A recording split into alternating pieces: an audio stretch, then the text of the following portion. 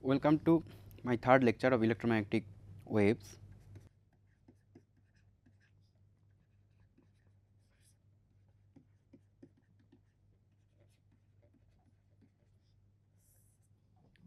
Okay. So, this is lecture 3. Let me start with a brief recap of last lecture. In last lecture, we basically studied, first we studied our Ampere's circuital law, okay, which is integration of cyclic integration of BdL equals to mu naught I. Okay, this is Ampere's circuital law. Next, we discuss this law in detail, totally how the line integral, what does it mean by path integral or line integral, and from there we just derive that not derive, we just stated that law because this is the law. Okay, this was not derived. So, integration of B dot dl equals to mu naught I, and then we discussed about Ampere Maxwell law.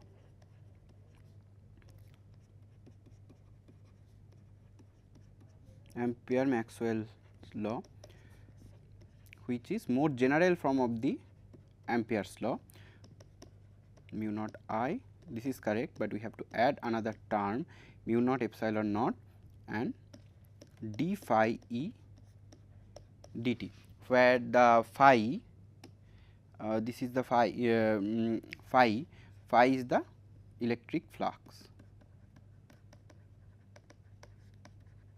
So, it is the rate, flux rate per unit time. Okay. So, this is our Ampere's Maxwell law, and from here we studied then displacement current,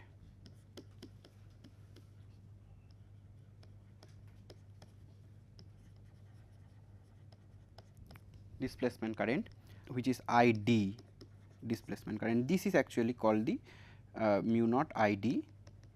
So, ID is the displacement current is defined as mu naught d phi dt, and now the phi, definition of phi is integration E dot A. So, not E dot A, this is E dot dA. So, we can write it like after integration it will be EA. Okay. So, we can write that phi equals to, this is just q by, we have discussed in details these things, epsilon naught, q by epsilon naught, where q is the total charge. Okay. So, if we put it here, then we obtain that ID equals to dq dt. So, this is the displacement current as we discussed in last class, and after discussing the displacement current, we define our electromagnetic waves.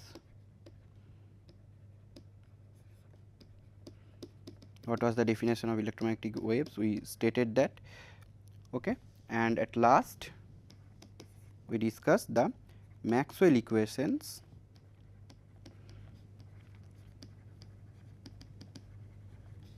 for electromagnetic waves, but integral form. In first class we discussed Maxwell equation in its differential form, but in last class we just write down the integral form of the Maxwell equation. Let me again write it down because it is important, that Maxwell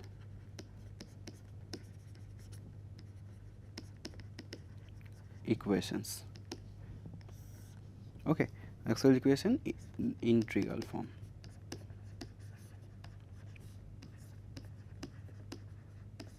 Okay, what was the equation? The first equation was integration E dot dA, both are vector, cyclic integration E dot dA is phi, and phi we have just derived that. Okay, this is just E A. Okay, if the area, okay, let me explain. This is not cyclic integration, but this is in general form. This is the general form. If we consider, as I discussed in last class, that this integration is actually the two types of integration are there. One is surface integration, one is line integration. This is the surface integration, because here this is the surface element. Like this, if we consider a surface, this is the dA. If this is the dA vector, area vector, and let us say here the magnetic electric field is working, this is theta, then from here in this area the phi the flux will be d phi, which will be E dot del A, right. Now, if we integrate over the surface, so we should use the surface integration, okay, the notation of surface integration, but here we can say it in terms of cyclic integration as well, but more general way we should write it as surface integration. So, then it will be that means the integration all over the surface. Okay, if we consider the line integration, then if we integrate all over the line, all over the path, then it means the cyclic integration, but as here it is the total surface, so it is better to write as the surface integration. So, E dot dA it equals to phi, phi means the flux, and we have defined in last class the phi is equals to q by epsilon naught if we consider in the vacuum. So, let us say in vacuum, then only it will be phi naught, sorry, epsilon naught. Epsilon naught is the permittivity in the free space vacuum. Okay. So, this is the first equation. What is the name of this equation? It is very important. This is the Gauss law for electric field or electricity. Okay. Now, the second one is again surface integration, but here it will be not E, it is B dot dA. It is always 0, which essentially signifies as there is no magnetic monopole. It is the Gauss law for magnetism.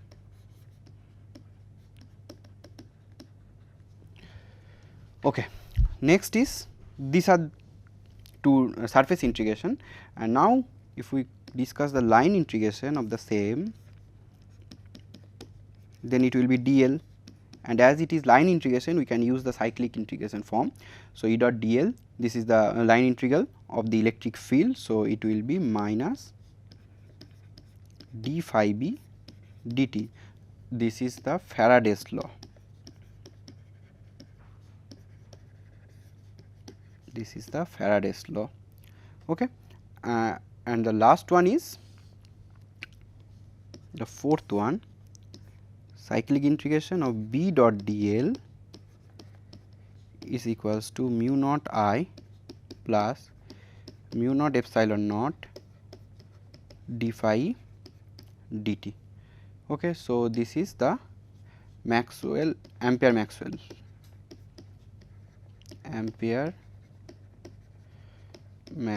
law.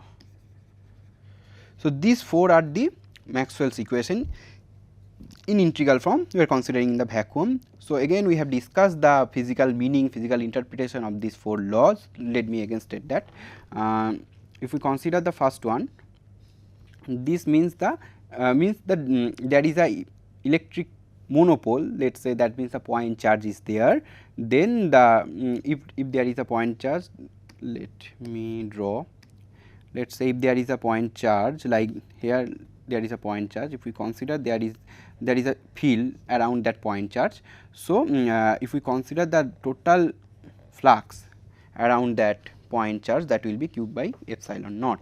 So, this is just the divergence of that electric point charge, okay, because E dot dA, this essentially signifies the divergence. Okay. Now, the second law means that there is no magnetic monopole. because if there is magnetic monopole, then there will be non-zero divergence we can obtain, just like in case of electric field we have obtained that. But in case of magnetic field, the magnetic there is no magnetic monopole, so we can say that that will be magnetic. In case of magnetic field, there will be zero divergence, so that is the zero. These things are discussed in detail in last class. I am just again stating that physical meaning. The third equation, this equation, the Faraday's law means that magnetic field which is oscillating with respect to time, that can generate a electric field. And the fourth law, that means Ampere-Maxwell law, said that if there is a oscillating electric field or flux, that can generate the magnetic field. Okay. So, essentially these two laws, third and fourth law, signify how the electromagnetic waves actually generated, and from that condition we can say that if there is oscillating electric field, if there is oscillating electric field, that means there is a electric field with electric flux or electric field which is changing with respect to time, so it can create a magnetic field. So, oscillating electric field can generate a magnetic field, and that magnetic field, if is also oscillating, that also create a electric field. Okay, and this electric field generates magnetic field generates electric field, this occurs simultaneously, and as a result electromagnetic waves generated which propagates in a perpendicular direction, which the direction is perpendicular to both of electric and magnetic field, which is denoted by the k vector, the wave vector. That k vector is perpendicular both electric field and both magnetic field, as well as that electric field and magnetic field both are perpendicular. So, we have discussed these things in details. Now,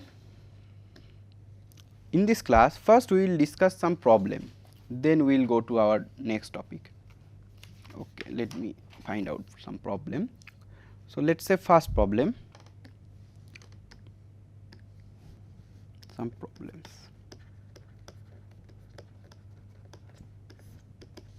Okay. So, first problem is, let us say I am just writing the problem first. If the velocity of electromagnetic wave in vacuum is 3 into 10 to the power 8 meter per second, and magnetic permeability, that means mu naught. Okay, let me write magnetic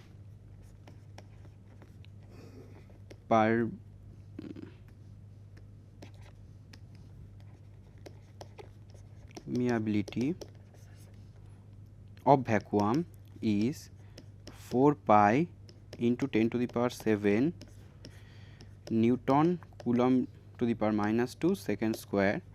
Then it is easy question, find the electrical or electric permittivity of vacuum. Okay. So, what does it mean? It is very easy question, nothing is there. Mu naught is given, mu naught is 4 pi, mu naught is 4 pi into 10 to the power 7 Newton Coulomb to the power minus 2 second square, and they ask to find epsilon naught, provided that C is equal to 3 into 10 to the power 8 meter second inverse. So, now we know that what is the C? C is 1 by epsilon naught and the mu naught. So, from here we can write that C square is equal to mu naught epsilon naught. So, epsilon naught will be 1 by C square mu naught. So, just we have to put the values. Now, what will be the values?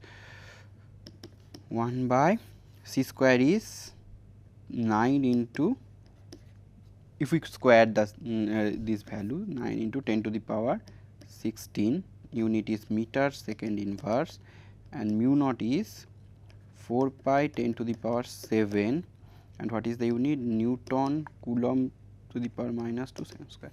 So, it will be essentially 8 point, what is the value, 8.842 10 to the power minus 12. If we do this calculation in calculator, then we obtain that it will be c square Newton inverse meter to the power minus 2. This is the electrical or electric permittivity of the vacuum. From here we can obtain. So, this is just problem 1.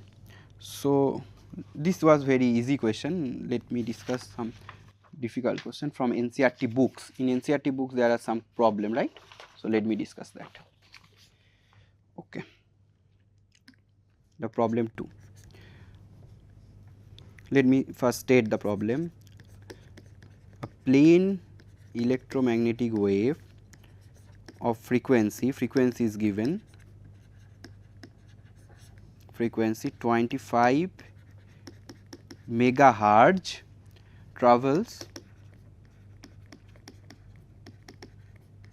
in a plane, right? No, travels in free space.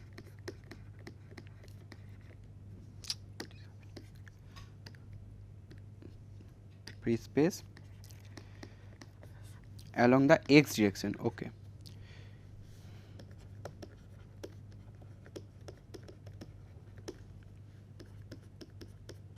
At a particular point,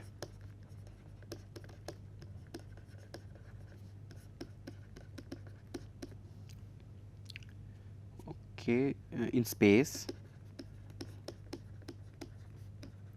and time, that electric field is, that E is 6.3 J volt per meter. Okay. Then what is B at this point?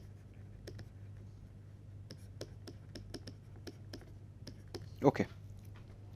So, what is given here?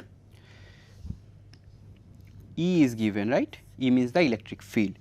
Electric field in the y direction, we can see from this unit vector J. The electromagnetic wave is traveling along the x direction. Let us say this is x. If it is x, okay, let us say this is y, then it will be right. Z direction will be this. So, x, y and z. So, in this way, this is the k vector, the propagation. Okay, let me not write the k signs will.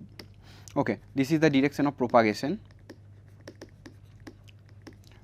Electric field is working along this direction. So, it is known that the magnetic field is perpendicular to both electric field and the direction of propagation. So, you can say that the magnetic field will be present along the z direction. Okay. So, let me first point out that frequency of electromagnetic wave is the 25 megahertz. So, now the frequency is okay, we know that electric field E is, okay, not electric field, the magnetic field is E by C, right. We are just dealing with the magnitude here. Here is the magnitude only. As if there is a vector, then we will denote, we basically denote by the arrow. This is the vector. Now, for the magnitude only we can write like this, or just E means the magnitude. Okay. So, we can write that first we have to find out the magnitude, B equals to E by C, right. So, E is given, what is E? E is 6.3 volt per meter and C is 3 into 10 to the power 8 meter per second. So, if we calculate that, then it will be 2.8 into 10 to the power minus 8 Tesla. So, this is the value of magnetic field, and we have just discussed that magnetic field will work in the z direction. So, we can write that again we can write that because E and B are perpendicular, and also that k and B also perpendicular. K means the wave vector. So, from here we can easily say that B will work along the z direction. Also, we can find out the direction of B from E cross K. k vector, E cross k vector. So from E is plus j along j direction and k is along I along x direction. So essentially it will be plus k. So from here also we can find out, but intuitively also we can say that it will be working on the z direction. So B vector will be 2.1 into 10 to the power minus 8. This k is the unit vector along the z direction, Tesla. So this is the value of magnetic field. Okay. So in this part I stopped here. In next part we will discuss another problem. Thank you.